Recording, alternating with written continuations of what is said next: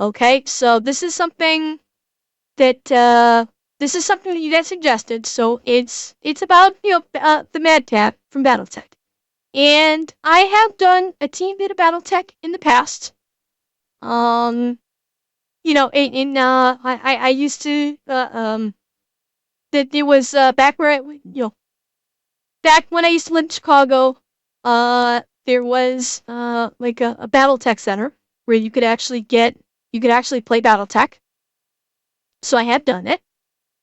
But I was never really into Battletech. I don't know anything about the lore. I don't know anything about it. But we'll give this a shot. Let's take a look at it. Yeah, the pods.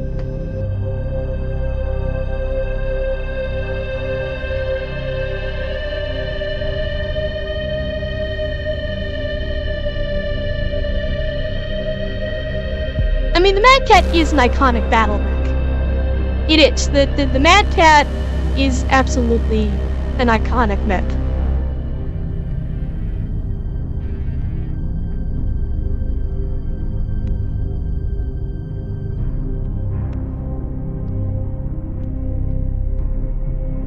Howdy folks, Tex here, and we're going to talk Battletech. The topic of this episode is the poster child of the franchise. Yes, that one. To some, it's a gaudy waste of C-bills and a superbly inviting target. To others, it's a brilliantly balanced modular weapon system capable of fulfilling any mission parameters. It's a very pretty design. With a capable pilot. It's a very nice design. Some call it a Mad Cat. Some call it a Timberwolf. For certain fans, it is the definitive centerpiece to the entire franchise in lore and design emphasis. To the haters, it is the argument of style versus substance incarnate. To the chosen few of the clan war machine, she is a goddess of the battlefield, smiting down the unworthy and righteous fire. To the inner sphere, it is a harbinger of hard times, of uneven fights and dark days ahead. It has been called a game changer, a force multiplier, a mighty engine of war driven by the best in pursuit of their... Oh wait, they lost, didn't they? So what the fuck is the big deal with the fucking Mad Cat? Let's get into that. I'm reasonably sure. Okay, so, Potato, are you thinking of robot jocks? Is that what you're thinking of, or are you thinking of robot jocks? Because that was one that had mechs. Not robo-jocks, robot jocks. There was a T on the end. But I'm almost positive there actually was a Battletech television show, like a cartoon. Yeah. Like it was. I want to say there was a cold cartoon, and Shadow Wolf. Thank you for the follow. I'm pretty sure I vaguely remember seeing something that there was a Battletech cartoon that was a mix of animation and CGI, like old school CGI for all of the mech battles. All of the mech battles, I'm reasonably sure were CGI, but everything else was regular, like animation style. On this episode of Tex Talks Battletech. When the clan decided to throw down on the inner sphere, they came through the periphery, eradicating scant resistance in the form of pirates, pocket empires, single-system nation-states, and the like. In 3049, on an asteroid that fell into the range of barely habitable, a mercenary company of the Kellhounds were under contract to hunt down pirates in a forgettable system. The Kellhounds sound vaguely familiar to me. A scout lance ran into a band of unknowns, and a pilot was confused. Okay, Spectre, just go ahead and post the link set in the stream chat, General. Mods, go ahead and let it through. It's okay. Having trouble telling him what in the fuck was shooting at him. In between his opponent yelling about claims and bondsmen and all that jazz. The targeting computer said Mad Cat, because it looked kind of like a cross between a marauder and a catapult. Also, Inner Sphere equipment tends to be dumb and badly made. See? There, I made a joke about my stuff. We're equal now, you clanners. So when the survivors of the mercenary company managed to limp back into the Inner Sphere talking about crazy shit like mechs nobody's ever seen before, driven by brilliantly dangerous pilots, and had records to prove their crazy stories were true, a name was applied. Mad Cat. By this guy, who works for Space AT&T. Once in contact with regular forces. The only other battle mech that I recall was one of them that stands out to me. I know this isn't the full name. I cannot remember the full name, but it was like the Phoenix. The Phoenix something or something Phoenix. I cannot remember what it was called though. That's the other battle. Phoenix Hawk. Thank you. Yes. That's the... I'm reasonably sure there used to be an old school computer game. It was kind of like I think it was a strategy game where you, as the protagonist, your goal was to somehow get your dad's Phoenix Hawk? I think? I vaguely remember seeing something about it. Okay, Moros, have a good night. So, yeah, I vaguely remember something about, like, your goal was to try and get your dad's Phoenix Hawk. But I mean, this was, like, a long time ago, so I only heard, like, bits and pieces about it. The Mad Cat continued its rampage, serving brilliantly in the name of Clan Wolf.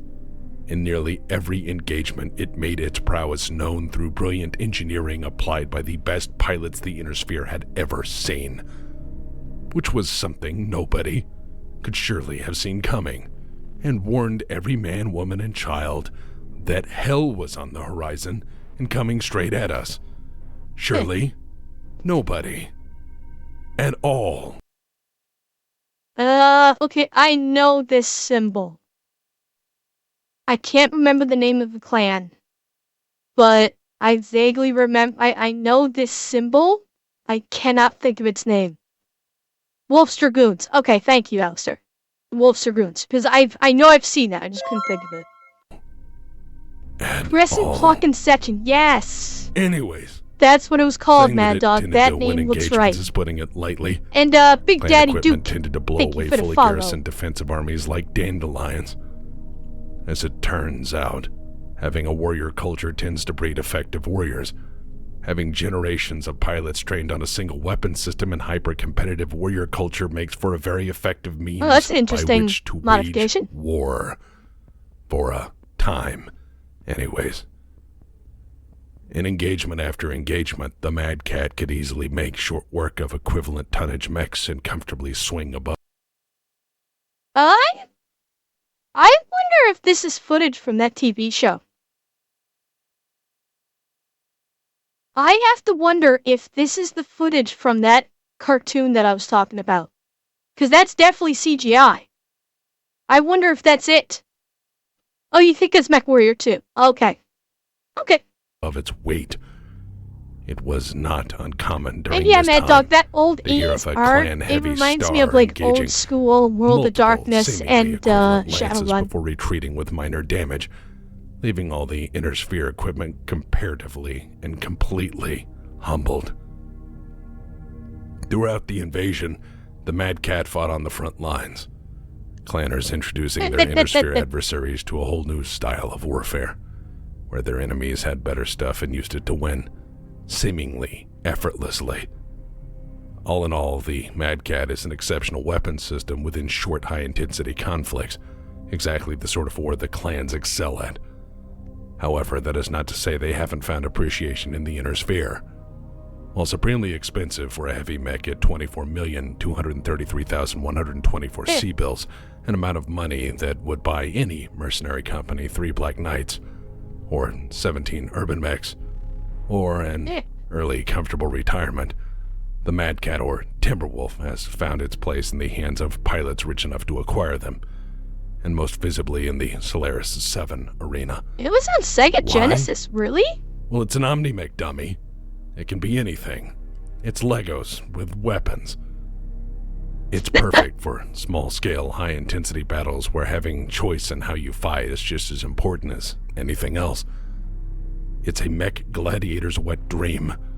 It's a masterful weapon system, coveted by all who've seen it fight regardless of their allegiance. Let's move Did the on Mad to the Cat have design jump jets? I specs. forget. The Timberwolf I can't remember if began this thing mass if production this thing in had the capability to have 2945, jump jets on it. giving the designers and industrial base 104 years to work out the kinks before war with the Inner Sphere began in earnest. In fact, having One a version did? system in Okay. production for that span of time largely means you have generations of warriors trained to fight with it and figuring Okay, I have a question, chat. When did the Mad Cat first come onto the scene? Does anybody know when the Mad Cat first came onto the scene? I'm working on a theory right now. So for Battletech historians in chat, when did the Mad Cat first when was the Mad Cat first introduced into Battletech? Not in lore, in the real world. Real world, when was the Mad Cat introduced into Battletech? Does anybody happen to know? 1990. Okay. Hang on, let me check something.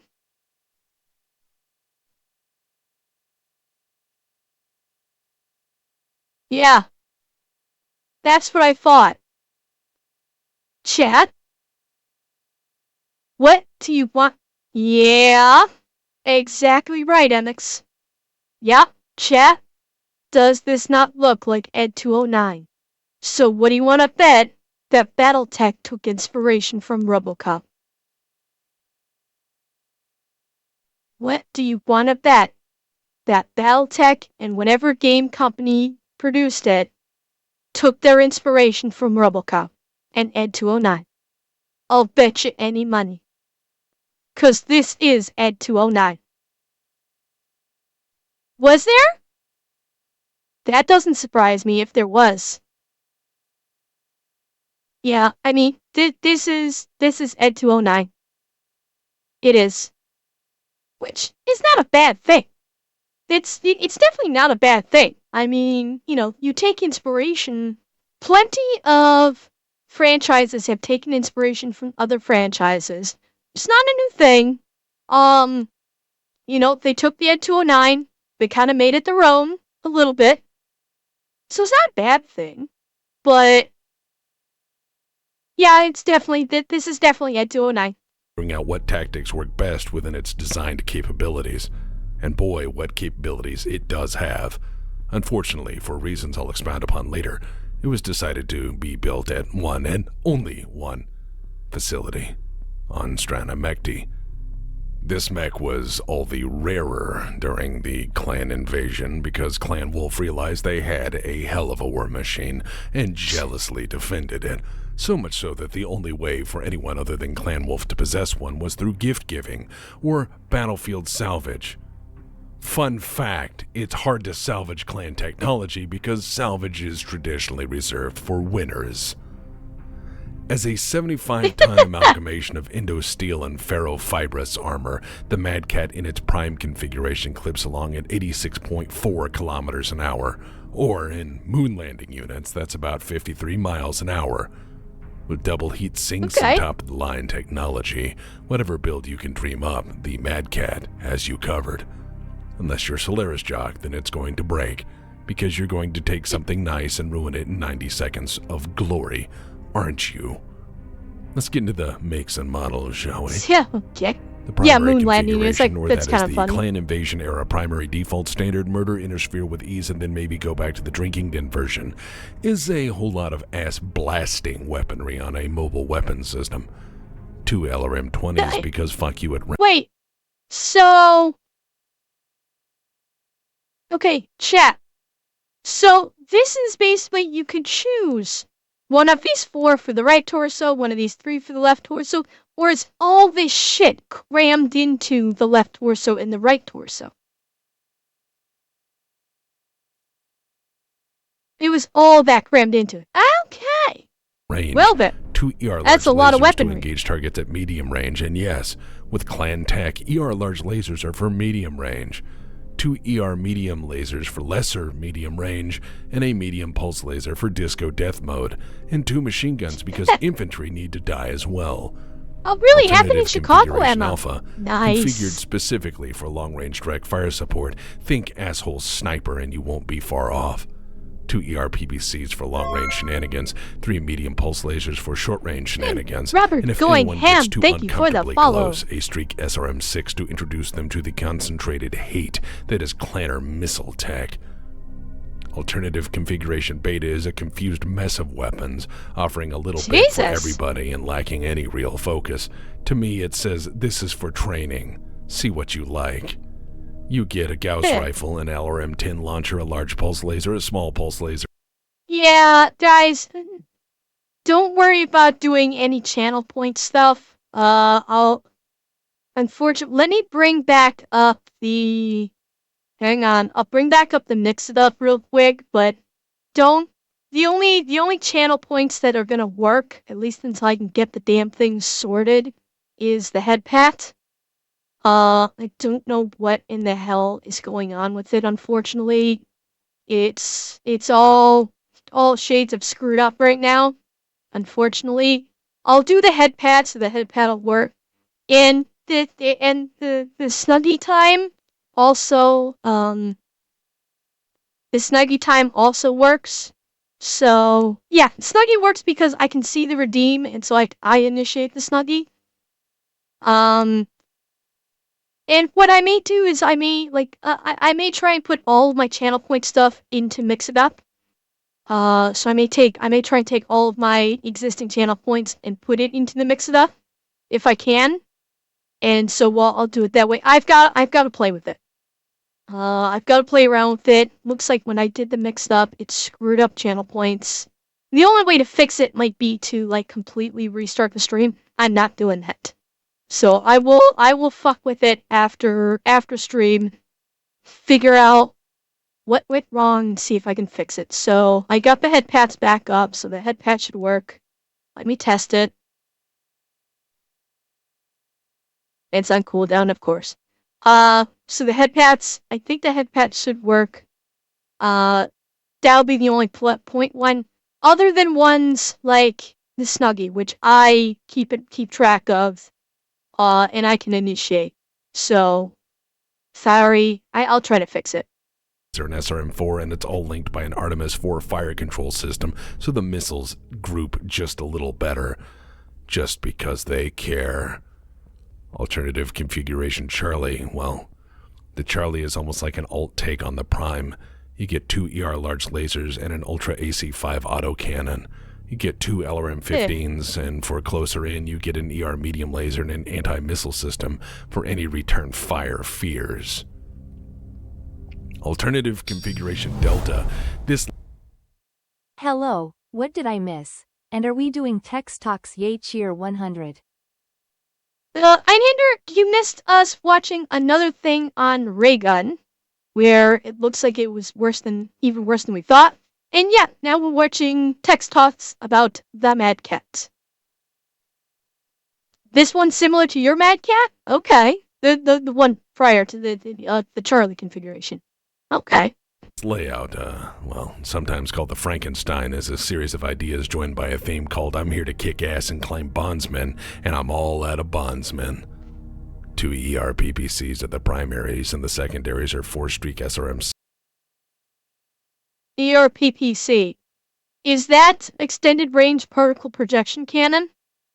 Am I correct about my terminology there? Is that a particle projection cannons? Okay. This could be slow.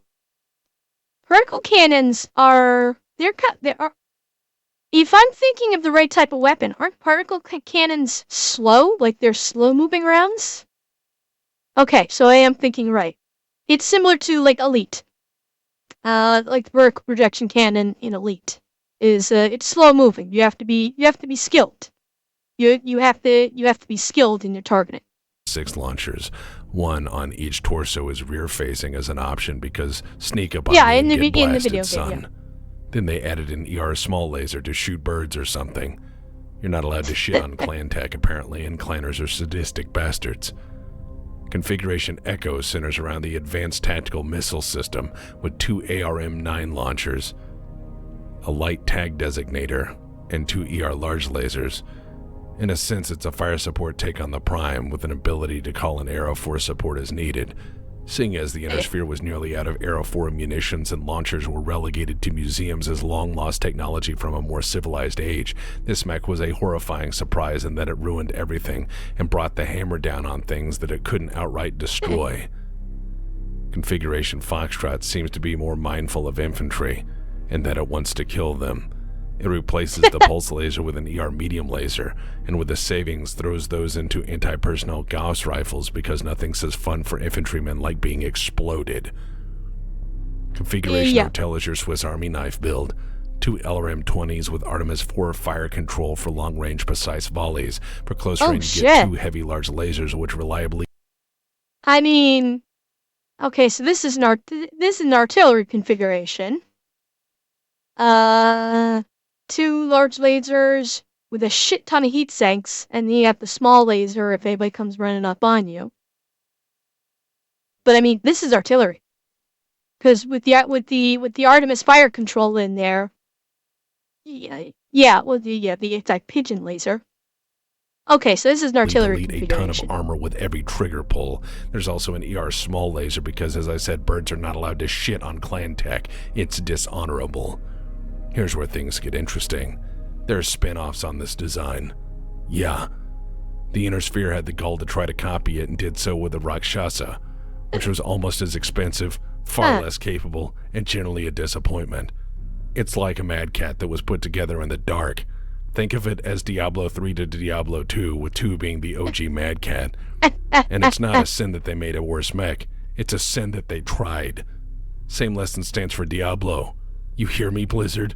Anyways, in addition, there are 2 generations of offspring for the Mad Cat, the Mark II and 3. Mark II is an assault mech because why not just give it more weapons and armor like a proper asshole? Now it's even more deadly. It comes standard with 2 Gauss rifles and has other things that make you want to cry. It's full bore ridiculous and wonderful to pilot. If the Mad Cat was a wrestler, the Mad Cat 2 would be Macho Man Randy Savage. Because expect the unexpected in the kingdom of madness. Oh yeah. The Mark III is a step in the opposite, but some would argue wrong direction. It's a medium mech with definitive design cues taken from the original Mad Cat. Insofar as medium mechs go, it's terrifying. It has 2 LRM-20s, because compromise is for losers. If this mech didn't have notable mighty warriors, it would be a failure. It does not disappoint, with quite a few examples for the purposes of this discussion. The first notable is Pride, spelled P-R-Y-D-E, after the blood because name. Of course. I'm referring, of course, to Star. Okay, I'm gonna just say it. They stole Kitty Pryde's last name on this one. 100%. Whoever created this character took inspiration from Kitty Pryde's name. And I love Kitty Pryde. I think Kitty Pryde is like, she's one of the OGs. But yeah, let's be honest. Our Colonel Aiden Pride, who piloted one with the Falcon Guards on Tukiyid in 3052. From Fresno Plain to Robbins Crossing, Aiden's Timberwolf made hell for the Comm Guards. Oh, she is that dog. She's the OG. Army, she's one of the OGs. Taking down a company of war machines with minimal support.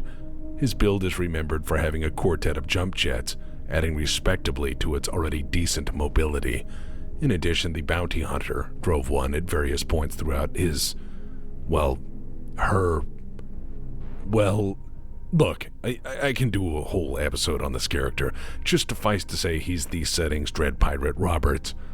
The Bounty Hunter had 2 identified builds. The first with large pulse lasers and medium pulse lasers backed by an active probe, full ECM suite, and a targeting computer. The second was Jihad era, and was a Franken build with large pulse lasers, medium lasers, SRM-4s, Streak SRM-4s, anti-personnel Gauss rifles, ER small lasers, targeting computers, coolant pods, and your jump dog, jets, it's plus ammo. Battletech, so Because why not? you're talking about the builds There's of also Mad the Cat. many infamous builds for Solaris jocks, but, well, they tend not to last that long. And any secrets they may hold are at the bottom of a smoking crater. And now, if I may, I'd like to offer an unpopular opinion.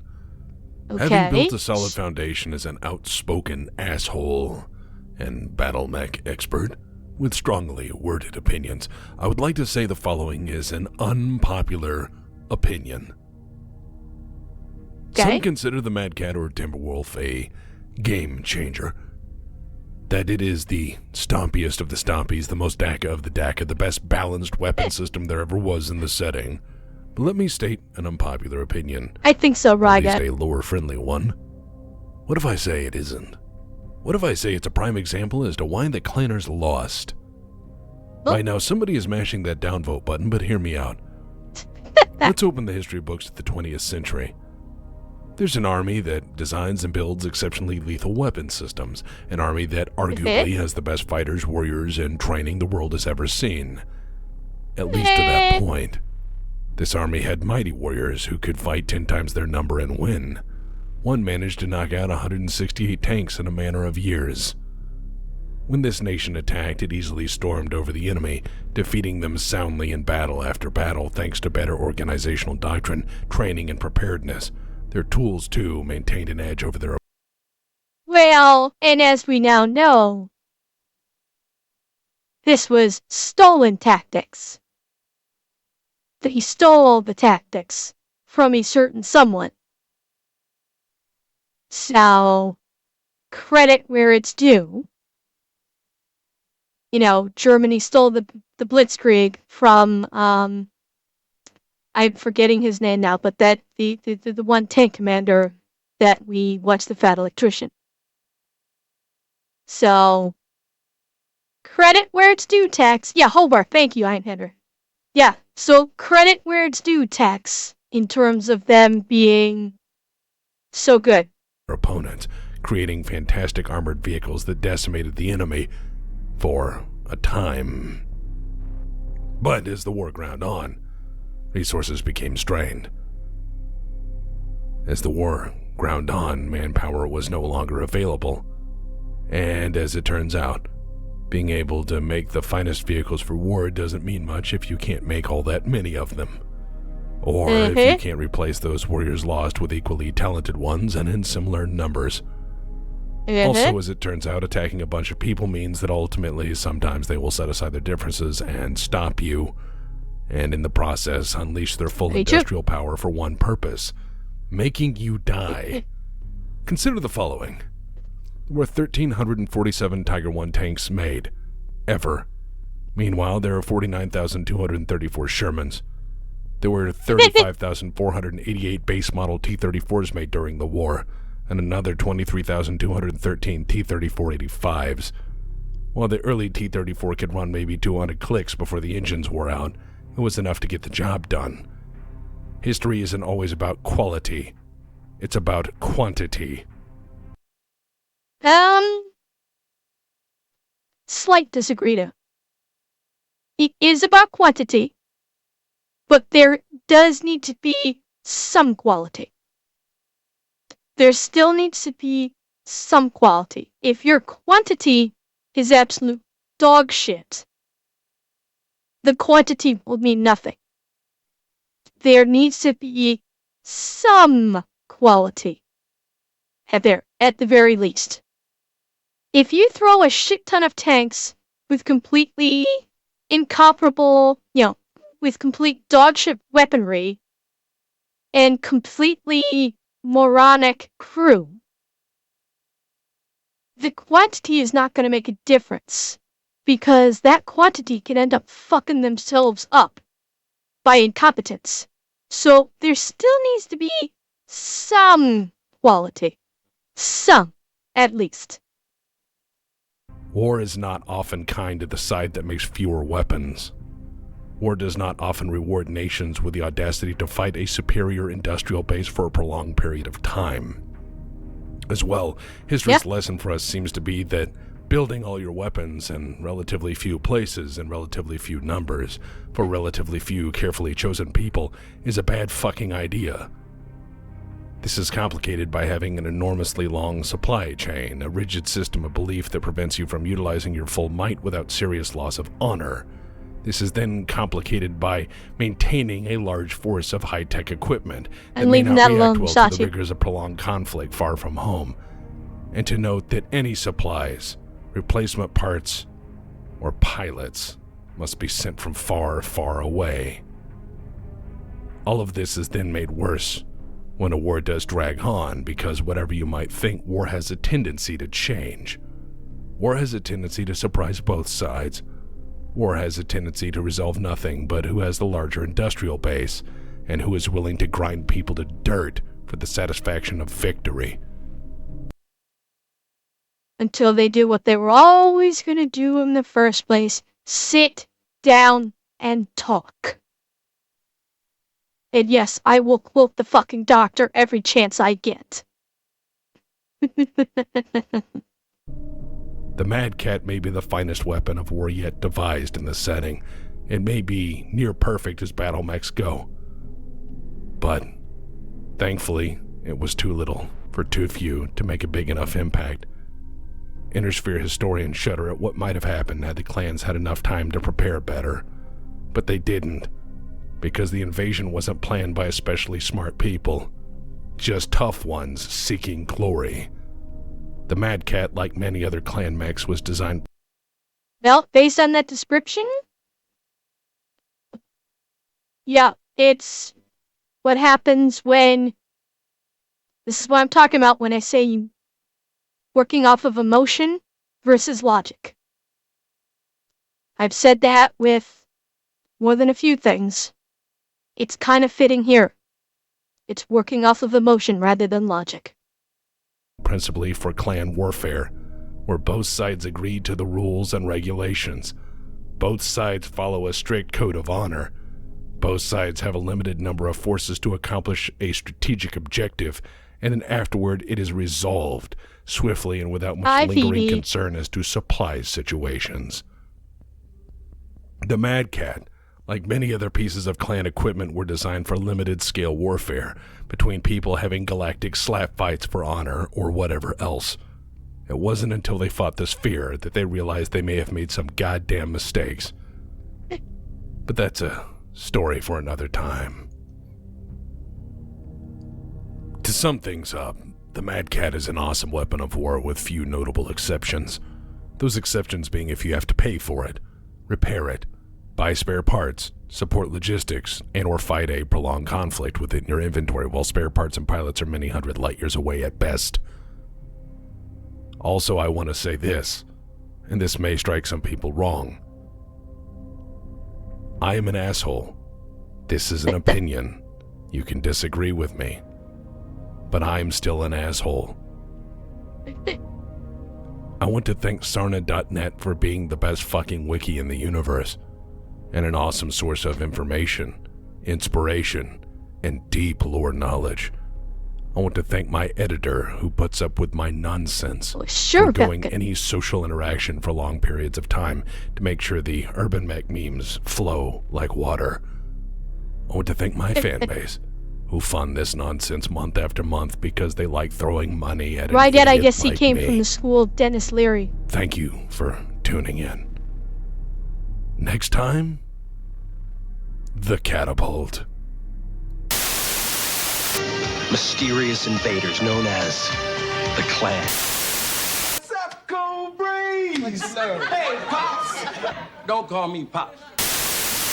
Okay? Hey, You like Battlemechs? Hi, I'm Discount Dan and I want to tell you about my business, Discount Dan's Mech Superstore, warehouse, spare parts, and term life insurance emporium. Let me ask you something, friendo. Are you at all interested in buying your way to glory? Do you want to be feared? Do you want to be respected? You looking for a killing tool because you broke the last one? Then come on down to Discount Dan's surplus mech warehouse between Triple F Burger and Steiner Arena South Entrance, Solaris 7. I got light mechs, I got heavy mechs, I got assault mechs. I have like literally 3 dozen hunchbacks. Nobody buys those. Nobody buys a hunchback, but you might. Maybe you will. I bet you will. Please buy a hunchback. Look, I got catapults for days. We got new catapults, used catapults, catapult parts, catapult chairs. Listen, we got the biggest aftermarket catapult parts emporium as a recognized, licensed, bonded, and noted catapult aftermarket accessory installation outlet. You got money? Come on down. I'll help you burn it. I will burn that money right out of your fucking hands because I am Discount Dan, and that's what I do because I care. Okay. Oh, okay. That was unexpected. Don't sue Tex. Tex has no money. Tex is just a voice that likes whiskey. That's funny.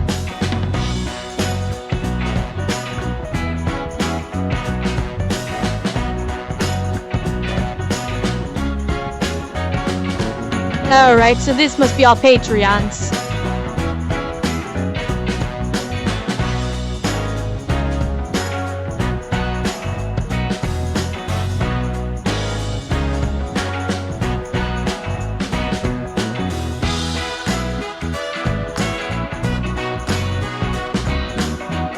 Alright. I'm not gonna watch through all of his Patreons, but that was decent. You know, I'm not much for Battletech, but that was decent. The presentation was it had good presentation. I will say that. The narrator definitely had some good presentation.